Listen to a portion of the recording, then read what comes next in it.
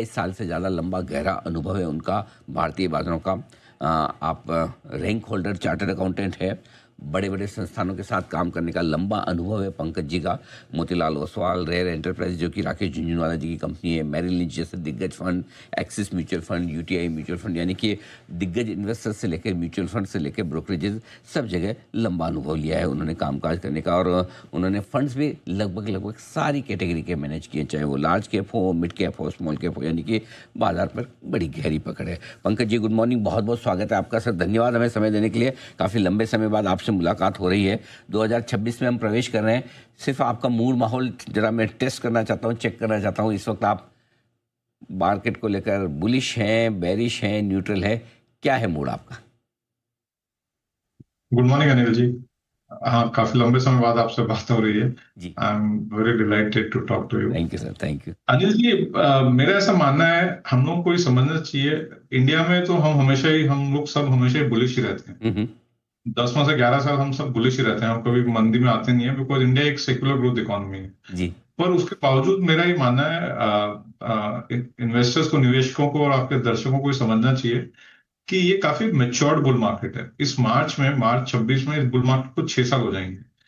तो मेरा ये स्टिल मानना है कि आने वाला साल 2026 का साल 2025 से बेटर होगा। ये साल अगर आप देखें तो प्रायतः इंडेक्स जो है फ्लैट रहा है, कुछ रिटर्न्स बने नहीं है इन्वेस्टर्स के इंडेक्स लेवल पे। मुझे लगता है आने वाले साल में इंडेक्स निश्चित तौर पे पॉजिटिव रिटर्न देगा। मुझे लगता है कि 12-13% रिटर्न निफ्टी इंडेक्स में मतलब एक्सपेक्ट करना एक रीजनेबल एक्सपेक्टेशन है। एंड हमें थोड़ी सी अपनी एक्सपेक्टेशंस को मॉडरेट करना होगा, बिकॉज जैसे कि मैं कह रहा था, ये काफी मेच्योर्ड बुल मार्केट है, इसको 6 साल हो गए हैं।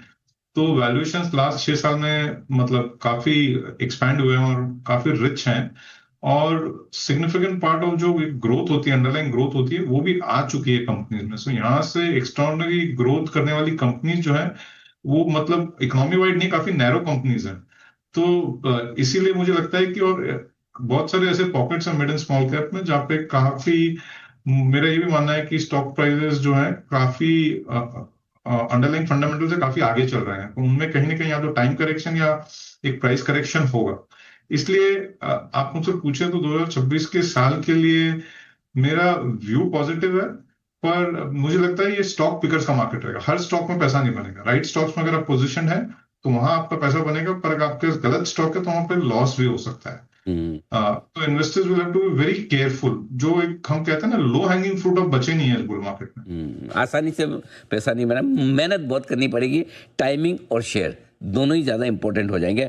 लेकिन और साथ पंकज में, जी जी जी जी। सॉरी, एक और चीज मैं बोलना चाहूँ, साथ में एक डिसिप्लिन रखना होगा। हम्म अगर आपको एक्चुअल में यहाँ पे पैसा कमाना है तो डिसिप्लिन रखना बहुत जरूरी है। ठीक बात है, बिल्कुल परफेक्ट है। आमतौर पर लेकिन स्टॉक स्पेसिफिक अप्रोच रखें हैं, तब भी मार्केट का मूड माहौल ठीक हो तो पैसा जल्दी बन जाता है, और मार्केट ही ढीला हो और अगर आपने अच्छा स्टॉक लिया भी हो तो इंतजार थोड़ा लंबा हो जाता है। तो ओवरऑल इंडेक्स के लिहाज से क्या रिटर्न एक्सपेक्ट करें? क्या डबल डिजिट रिटर्न बन सकते हैं? मुझे लगता है 12-13% रिटर्न एक निफ्टी इंडेक्स पे बन सकता है। और उसका मूलतः कारण ये है कि मुझे लगता है ये साल लास्ट 12 महीने में आप देखें तो जो टॉप 200 कंपनीज हैं इंडिया की, उनके अर्निंग्स ग्रोथ मतलब ऑलमोस्ट फ्लैट जैसी है। 2% अर्निंग्स ग्रोथ है कैलेंडर ईयर 25 में। निफ्टी 200 अगर आप देखें तो उसमें अर्निंग्स ग्रोथ या प्रॉफिट ग्रोथ केवल 2% है, जो कि हमारी जो एनालिसिस और रिसर्च बताती है वो नेक्स्ट ईयर हम एक्सपेक्ट कर रहे हैं वो बढ़ के 11% हो जाएगी। तो नेक्स्ट ईयर हम 11% अर्निंग्स ग्रोथ एक्सपेक्ट कर रहे हैं निफ्टी 200 कंपनीज में। और उसके चलते मुझे लगता है वैल्यूएशंस जो मार्केट के हैं वो यहीं रहेंगे। तो 11-12% रिटर्न निफ्टी इंडेक्स में नेक्स्ट ईयर पे आ सकते हैं। पर हमारा ऐसा भी मानना है कि जो डिस्पर्जन है मार्केट में और वाइड हो जाएगा। मतलब पार्टिसिपेटिंग स्टॉक्स और नॉन पार्टिसिपेटिंग स्टॉक में गैप और बढ़ जाएगा। इसीलिए आपको राइट पोजिशनिंग होना बहुत जरूरी है 2026 में पैसे कमाने के लिए। बिल्कुल, ये एक अच्छी बात आपने बताई कि 12-13% के रिटर्न निफ्टी में मिलने से काफ़ी बेहतर हो सकता है। एक और चीज़ जो मैं पूछना चाहता हूँ, आमतौर पर इस साल सबकी कंप्लेन यही रही कि चलो निफ्टी तो घूम फिर के लाइफ हाई पर आ गया, लेकिन मिड कैप स्मॉल कैप शेयरों का दुख दर्द अभी तक खत्म नहीं हुआ। अब इंडेक्स तो वो भी थोड़े ऊपर आ गए, लेकिन बाकी जो पोर्टफोलियो में स्टॉक्स हैं वो अभी भी काफ़ी नीचे। क्या आपको लगता है कि ब्रॉड बेस तेजी की उम्मीद मिड कैप स्मॉल कैप में अगले साल करना ठीक है या नहीं? नहीं, अनफॉर्चुनेटली अनिल जी, मतलब मुझे लगता है कि वो जो मिड कैप में जो लार्ज मिड कैप छोड़ दें, उसके अलावा जो आप पोर्टफोलियो की बात कर रहे हैं, जो छोटे मिड कैप या स्मॉल कैप कंपनीज है, वहां मुझे लगता है कि मिसप्राइसिंग बहुत ज्यादा है। और इनफैक्ट मेरा ये मानना है कि वहां पे जिन कंपनियों में रिजल्ट सपोर्टिव नहीं आ रहे हैं, वहां पे और पेन आ सकता है स्टॉक प्राइसेस का, बिकॉज बहुत सारी mid cap small cap companies है आज भी जो है 30 40 50 के पी पे चल रही है। लॉन्ग टर्म में mid cap small cap companies के इस तरह के प्राइस अर्निंग्स मल्टीपल सस्टेनेबल नहीं है, बिकॉज ये कंपनियां अक्सर देखा जाता है कि जब एक इकोनॉमी का पॉजिटिव साइकिल ग्रोथ साइकिल होता है उसमें अर्निंग्स ग्रोथ दे देती है। पर जैसे इकोनॉमी स्लो डाउन होता है, जैसे कि फिलहाल हम देख रहे हैं इकोनॉमी में एक थोड़ा सा स्लो डाउन आया है मल्टीपल कारणों की वजह से, तो ये कंपनीज जो है इनकी अर्निंग्स ग्रोथ बहुत जोर से घट जाती है। तो मुझे लगता है कि mid and small cap companies में वो काफी कंपनियों के लिए अर्निंग्स ग्रोथ की चैलेंज रहेगी आने वाले साल में। और मुझे ब्रॉड बेस पूरे मार्केट में तेजी हो जाए, मेरा ऐसा मानना नहीं है। तो इसीलिए मैं कह रहा हूँ कि इन्वेस्टर को एक डिसिप्लिन और वेरी सिलेक्टिव रहना होगा इस बाजार में पैसे कमाने के लिए। बिल्कुल ठीक बात है। अब आप जब कह रहे हैं कि बड़ा सेलेक्टिव होना है, तो क्या आपको पसंद है इस मार्केट में? आपके हिसाब से कहाँ पैसा बन सकता है, कहाँ निवेश करना चाहिए? एक आईटी सेक्टर में मेरा रुझान, हमारा व्यू काफी पॉजिटिव है। पिछले 2 साल से सेक्टर चला नहीं है, ये साल में भी सेक्टर आप देखें लार्ज कैप कंपनियां भी 15-20% डाउन है, और मिड कैप में भी काफी अच्छा करेक्शन आया है सेक्टर में। पर मुझे लगता है आने वाले साल में ग्लोबल टेलविंड चेंज होगी। ये जो एआई का बुल मार्केट चल रहा है ग्लोबली, वो शिफ्ट होगा। अभी तक जो लास्ट 2 साल से एआई ड्रिवन जो बुल मार्केट चल रहा था यूएस में और दूसरी कंट्रीज में जहां पे एआई कंपनीज हैं, कोरिया, ताइवान, चाइना, ये एआई इंफ्रास्ट्रक्चर कंपनीज में चल रहा था।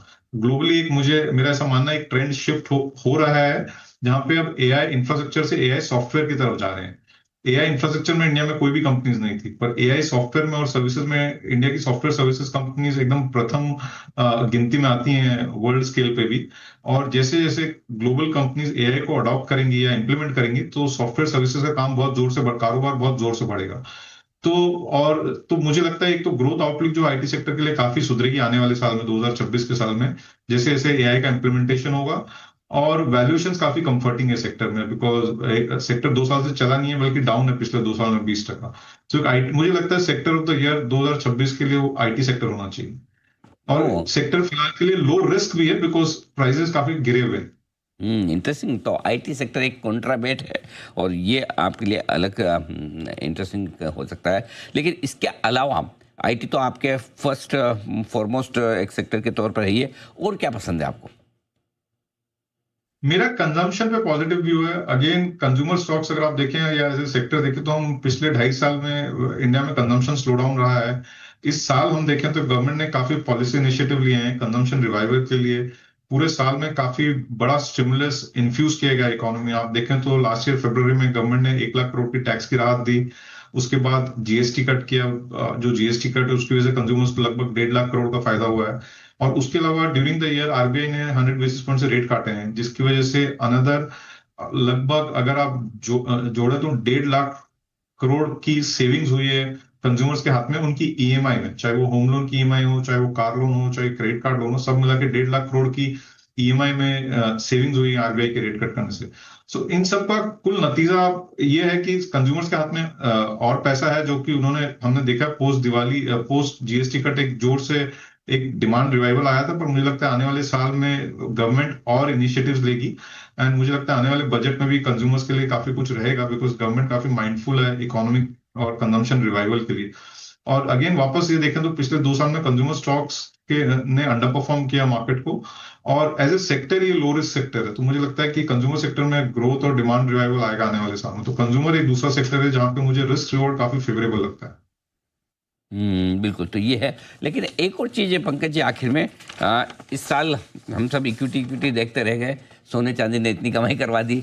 क्या लगता है सर, ये मतलब कुछ जरूरत से ज़्यादा हो गया, रुकेंगे, या अभी भी पैसा लगाने का मौका है इनमें?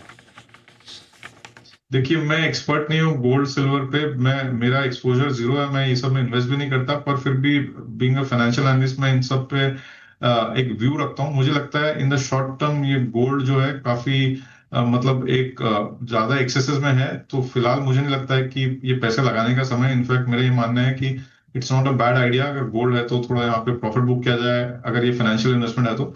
मुझे लगता है while gold long term structural uptrend में है, पर फिलहाल के लिए मुझे लगता है कि prices are ahead of the fundamentals. And इससे अच्छे एंट्री पॉइंट मिलेंगे आने वाले 1-1.5 साल में गोल्ड में। I will not be surprise अगर गोल्ड प्राइस 15-20% करेक्ट हो जाए आने वाले 12-15 महीने में। बिल्कुल ठीक बात है। तो ये है आपके लिए रहा गोल्ड सिल्वर पे भी। पंकज जी बहुत बहुत धन्यवाद आपका समय देने के लिए और आज हमसे बातचीत करने के लिए। उम्मीद करता हूँ 2026 में आपसे मुलाकातों का सिलसिला थोड़ा और बढ़ेगा, ज़्यादा इंटरव्यूज़ करने का मुझे मौका मिलेगा, इसी में उम्मीद रखता हूँ। बहुत बहुत धन्यवाद और एक बार फिर से आपको नए साल की बहुत बहुत शुभकामनाएं।